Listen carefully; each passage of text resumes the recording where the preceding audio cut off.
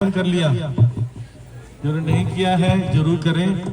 ये वही कुंड है जो कल चर्चा हुई थी, गोविंद कुंड, और वहां का हमने अभिषेक हुआ। अभिषेक का जल है, जैसे मंदिर में अभिषेक होता है, ड्रम में मिलता है ना, गिलास भर भर के पीते हो, तो वही है कुंड। लेकिन हमारे योग माया के कारण ये ना दिखने में सुंदर लगती है, ना स्वाद वैसा आता है। और ये 64 करोड़ तीर्थ हैं पूरे ब्रह्मांड में, उन सभी तीर्थों का जल इसमें है। और कामधेनु गाय, सुरभि गाय, इन गायों का भी दूध का अभिषेक है, दही घी सब कुछ देवताओं द्वारा अभिषेक किया गया था, अप्सराओं द्वारा किया गया था। बताते हैं जो अप्सराएं आई थी और देव माताएं, 5 मातृकाएं होती हैं, उन्होंने मसाज किया। जैसे विग्रह को हम लोग एसेंस ऑयल से मसाज करते हैं ना, फिर अभिषेक करते हैं, ऐसा भगवान जी के पूरे शरीर पे हुआ। और कितने सारे आइटम, पंचगव्य, पंचामृत, है ना, और महाऔषधि, सर्वऔषधि, इस सब चीजों से अभिषेक किया गया भगवान जी का। तो ऐसा नहीं था कि हम सिर्फ विग्रह को करते हैं, उस जमाने में राजाओं को भी करते थे। हमारे गुरु महाराज को एक वक्त अभिषेक किया था, पूर्ण अभिषेक, महाऔषधि और सर्व औषधि से। महाऔषधि और सर्व औषधि में लगभग 70 से ज्यादा औषधियां, जड़ी बूटियां होती हैं, जो कूट कर उबाला जाता है पानी में, उस जल से स्नान किया जाता है और उससे स्वास्थ्य अच्छा हो जाता है। तो महाराज का जब 50 साल संन्यास का हो गया था, जब तो हमने ये अभिषेक करवाया था, और बड़ा खुश नसीब थे वो भक्त लोग, भाग्यशाली, जिनको एक एक बोतल जल मिला था पीने के लिए। कितने लोग को मिला था? 1 2, सबको नहीं मिल पाया था, क्योंकि वो सीक्रेटली हुआ था, पब्लिक में नहीं कर सकते थे। तो ऐसा भगवान को भी और पहले राजाओं को भी होता था। तो भगवान संसार के सबसे बड़े राजा हैं, हाँ, पूरे अखिल ब्रह्मांड नायक, तो उनका तो हो गई होगा अभिषेक, और देवता लोग कर रहे थे। तो ये वही कुंड है, तो मैं कल बता चुका था, उस पर दोबारा नहीं कहूंगा। अभी मैं बताना चाहूंगा, यहाँ पर आप देख रहे हैं श्रील माधवेंद्र पुरी का समाधि है, देखा आप लोगों ने यहाँ पर? तो ये प्रमुख जगह है, मैं इसलिए नहीं बताया था, आज बताना था।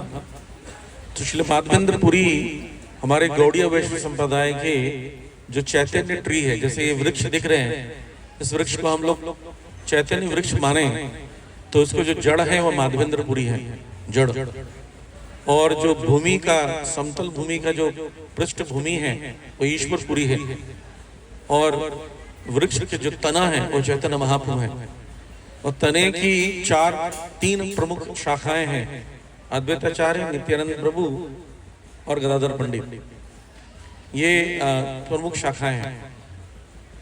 तो उन शाखाओं से उप शाखाएं, जैसे ब्रांचेस से ट्विग्स निकलती हैं, शाखाओं से उप शाखाएं, फिर टहनियां, फिर पत्ते निकलते हैं। तो हो सकता है हम ऐसे वृक्ष के कोमल पत्ते के समान हैं। तो ये चैतन्य वृक्ष है, चैतन्य ट्री कहते हैं, उसके जड़ जो है माधवेंद्रपुरी है। तो गौड़ीय वैष्णव संप्रदाय है, गौड़ीय जो संप्रदाय आरंभ हुआ, तो माधवेंद्रपुरी उनके प्रमुख व्यक्ति हैं जिन्होंने आरंभ किया है।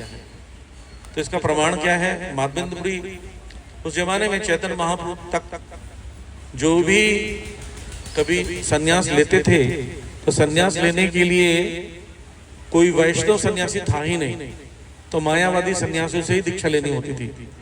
लेकिन अंदर में भजन किसका करते थे? हरे कृष्ण मंत्र का। तो माधवेंद्रपुरी, श्री माधवेंद्रपुरी ने ही आरंभ किया राधा कृष्ण की अर्चा विग्रह की पूजा करना। माधवेंद्रपुरी के पहले जितने भी लोग थे, जितने भी आचार्य हुए इस परंपरा में, उस कृष्ण की ही पूजा करते थे। जैसे मध्वाचार्य का उडुपी में देखेंगे मंदिर, उडुपी कृष्ण है, तो उडुपी कृष्ण एक अकेले हैं, राधा रानी नहीं है। लेकिन माधवेंद्रपुरी ने आरंभ किया कि इस परंपरा में राधा की पूजा होने से ही कृष्ण की पूजा पूर्ण होती है। जैसे हरिनाम संकीर्तन और कथा, बोलते हैं हरिनाम संकीर्तन कृष्ण है, तो श्रील भक्ति सिद्धांत सरस्वती ठाकुर कहते हैं कि जो कथा है वो श्रीमती राधा रानी है। तो दोनों होगा तभी जाकर राधा कृष्ण की पूजा होती है। तो इसलिए ये बहुत बड़ा योगदान है श्री माधवेंद्रपुरी हमारे इस संप्रदाय में, कि उन्होंने हमको राधा कृष्ण के विग्रह की पूजा दी। ये गौड़ीय मठ है, गौड़ीय संप्रदाय है। जैसे शास्त्रों में कहा गया है, मैं भी बता रहा था भक्तों को, जो शक्ति की पूजा करते हैं उनको शाक्त कहते हैं। क्या कहते हैं? शाक्त। और जो शिव जी की पूजा करते हैं उनको शैव कहते हैं, शैवियर्स कहते हैं। और जो विष्णु की पूजा करते हैं उनको वैष्णव कहते हैं, है ना। जो कृष्ण की पूजा करते हैं उनको कार्षणे कहते हैं। कार्षणे, कई लोग का सरनेम होता है ब्रज में कार्षणे। पर जो राधा रानी की पूजा करते हैं उनको गौड़िया कहते हैं। तो हम लोग, हमारे आचार्य कहते हैं, हम किन की पूजा करते हैं? हम वो कृष्ण की पूजा करते हैं जो श्रीमती राधा रानी की सेवा में लगे रहे हैं। श्रीमती राधा रानी की। तो हमारी अधिष्ठात्री, जो हमारी जो सुप्रीम गॉड है गौड़ीय वैष्णव के हिसाब से, वो कौन है? श्रीमती राधा रानी। इसलिए पूरे ब्रज में राधे राधे राधे राधे लिखा है ना। एक ही ईश्वरी है, एक ही ईश्वरी राधे और सब भृत्य। कृष्ण भी भृत्य है, कृष्ण भी सेवा में लगे हुए हैं। कृष्ण कभी वेणी बनाते हैं, राधा रानी के बालों का गूंथते हैं, कभी उनके पैरों में आलता लगाते हैं, है ना। अल्पना, जो भी क्या बोलते हैं आप लोग, आलता कहते हैं, वो लगाते हैं, श्रृंगार करते हैं। कभी कभी राधा रानी अर्ध श्रृंगार करके आती है कृष्ण के सामने। तो कृष्ण कहते हैं तुम आज सुंदर नहीं दिख रही हो, तो बोलते हैं श्रृंगार लाई हो, मुझे सुंदर बना दो। तो कृष्ण काजल लगा रहे हैं, कृष्ण लगा रहे हैं शरीर पर टीकाएं। तो वो कृष्ण जो है वो भगवान स्वयं त्रिलोकीनाथ है, और राधा और कृष्ण में कोई अंतर नहीं है। जैसे हम अपने ही एनर्जी से ही अपनी सेवा करते हैं, अपनी आनंद लेते हैं, अपने लिए पैसे से मोबाइल खरीदते हैं, सुविधाएं लेते हैं, अपने पैसे से अपने रिक्शे ले लिए, रिक्शे में बैठ के जा रहे हो, तो अपनी शक्ति से अपने आप को आनंद दे रहे हो। तो राधा रानी कुछ नहीं है, भगवान की ही, भगवान मतलब ज्यादातर क्या होता है, बोलते ना कि एक व्यक्ति दो जगह नहीं रह सकता, दो आत्मा है एक शरीर है, सब बोलते हैं। लेकिन यहाँ पर क्या है, दो आत्मा है पर दो शरीर भी है, लेकिन एक ही आत्मा है वास्तव में। अपना ही विस्तार कर कर दुई देह धरी, राधा कृष्ण एक आत्मा दुई देह धरी।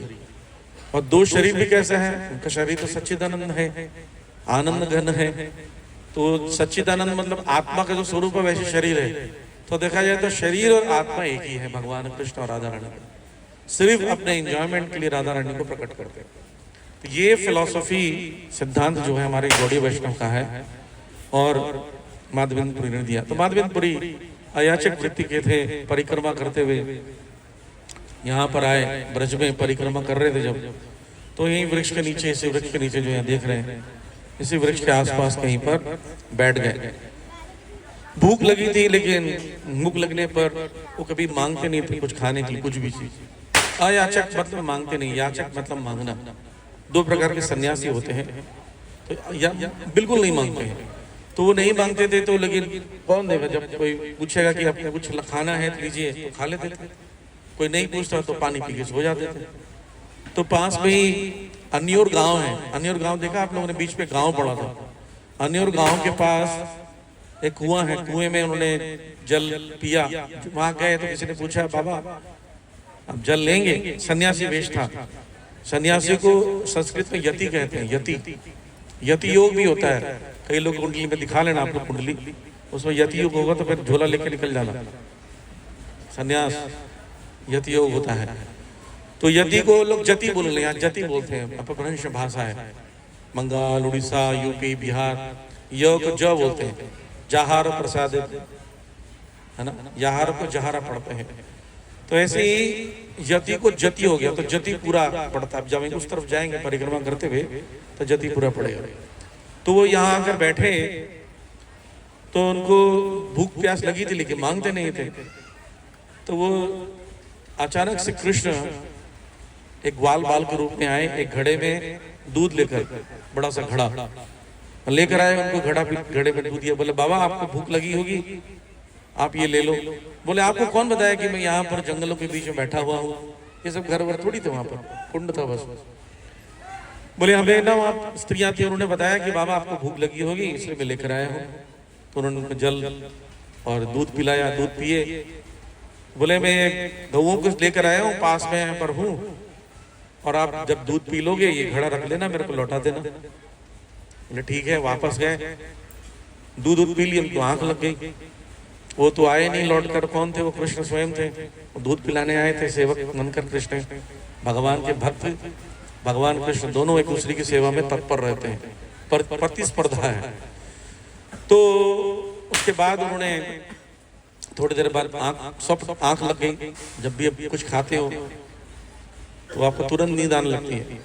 नींद आने लगी तो वो तंद्रा लगी। तंद्रा में ही स्वप्न में भगवान आए, बोले यहीं पर मैं गांव में झाड़ियों के पीछे मुझे छुपाया गया है। मुस्लिम शासक के भय से मुझे छुपा दिया गया, मुझे निकालो, मुझे गर्मी लग रही है। तो सन्यासी होके गए, वो गांव के लोग इकट्ठा किया, झाड़ियां हटाई, विग्रह निकाले। तो मदन गोपाल विग्रह निकले। मदन गोपाल जी को मंदिर ऊपर जाएंगे, उस तरफ से देखेंगे एक मंदिर दिखता है। मंदिर का निर्माण किया। उस समय ब्रजवासी और माधवेंद्रपुरी के ऊपर चढ़ गए, इसके गोवर्धन जी के ऊपर, और मंदिर का निर्माण किया। बताते 1 महीना 2 महीने तक बहुत बड़ा उत्सव हुआ। सारे गांव के ब्राह्मण इकट्ठा होकर बहुत सारा सामग्री लाकर, कोई कहता है जी हमारे पास तो धन दिया ठाकुर जी ने, हम एक दिन का फीस्ट करा दें। बोले करा दो। तो 2 महीने तक फीस्ट हुआ, अभिषेक होता, फीस्ट होता, डेली कार्यक्रम चल रहा था। 2 महीने के बाद भगवान ने कहा कि मुझे अभी भी गर्मी लग रही है। तो बोले क्या करें ठाकुर जी? बोले चंदन ले आओ। कहाँ से ले आओ? मलई चंदन मलई पर्वत पे मिलता है जगन्नाथपुरी में। तो माधवेंद्रपुरी यहाँ से 1600-1700 किलोमीटर पैदल चल के गए चंदन लेने के लिए। वहाँ रास्ते में बालासोर नामक डिस्ट्रिक्ट है, जहाँ पर रेमुणा नाम की जगह है। वहाँ पर गोपीनाथ जी का विग्रह है, जो कि भगवान रामचंद्र जी के द्वारा बनाया गया था, स्थापित है। तो वो विग्रह की दर्शन करने गए तो वहाँ उनको भोग लग रहा था अमृत के लिए खीर। अमृत के लिए खीर को देखा, उन्होंने सोचा अगर ये खीर मुझे चखने मिल रहा है तो मैं अपने गोपाल जी को लगाऊंगा, मदन गोपाल जी को। तो वो बोले कि मदन गोपाल जी को लगाएंगे। मैंने सोचा कि नहीं, लेकिन ठीक नहीं है, भोग लगने के पहले मैंने सोच लिया खाना, ये तो ठीक विचार नहीं है, ये तो अपराध है। तो उन्होंने सोचा है मैं तो वैसी भी अयाचक वृत्ति हूँ, मैंने क्या सोच रहा था। वो जाकर किसी मार्केट में दुकान के नीचे छुप के सोने लगते हैं। तो भगवान मन की बात समझ जाते हैं, भावग्राही जनार्दन है। तो उनके एक प्याला जो 22 कटोरे भूख लगे थे, वही कटोरा सकोरे को छुपा लिया। और जो पुजारी था उसको कहा कि मेरा एक भक्त है महान वैष्णव, उसको दे देना। तो वो भगवान के भक्त हैं। रात को 12 बजे उठे और ढूंढते ढूंढते गए कि माधवेंद्रपुरी कौन है, यहाँ कौन है माधवेंद्रपुरी जिसके लिए भगवान ने खीर चोरी की है। तो खीर चोरी वाला उनको खिलाया। माधवेंद्रपुरी ने पूरी खीर खाई और जो सकोरा था उसको रख लिया, अपने कपड़े में बांध लिया और रोज तोड़ तोड़ कर एक टुकड़ा खाते थे, क्योंकि भगवान का हाथ का चोरी किया हुआ वो सकोरा था। क्या प्रेम देखिए। फिर बोले लेकिन मुझे रुकना यहाँ ठीक नहीं है, मैं प्रसिद्धि नहीं चाहता हूँ, भगवान के भक्त प्रसिद्धि नहीं चाहते हैं। तो भागने लगे वहां से। बोले मैं पूरी जा रहा हूँ, वहां से चंदन लेकर आना, मुझे सेवा है। तो वहां जब गए तो बोलते हैं भक्तों की प्रशंसा भक्तों से पहले पहुंच जाती है। तो प्रशंसा पहुंच गई थी। वहां आ रहे माधवेंद्रपुरी आ गए, सब लोग पूजा कर रहे हैं, स्तुति कर रहे हैं। बोले आपको चिंता की जरूरत नहीं, जितना चंदन ले जाना ले जाओ। तो एक मन यानी 40 किलो कपूर और 200-300 किलो जो है चंदन लेकर भर के दिए। और मार्ग में जितने टोल टैक्स आने वाला था उसका परमिशन भी ले लिया लोगों ने राजा के माध्यम से। और जब वापस आने लगे तो बालासोर से होकर आ रहे थे, रेमुणा से होकर आए, तो वहां पर स्वप्न में दोबारा आए भगवान। बोलते हैं ये जो चंदन है ये मुझे यही लगा दो, मुझ में गोपाल में गोपीनाथ में कोई अंतर नहीं है। ये भी सिद्धांत है कि आपके घर में कोई विग्रह है और यहाँ कोई विग्रह है, कोई अंतर नहीं है।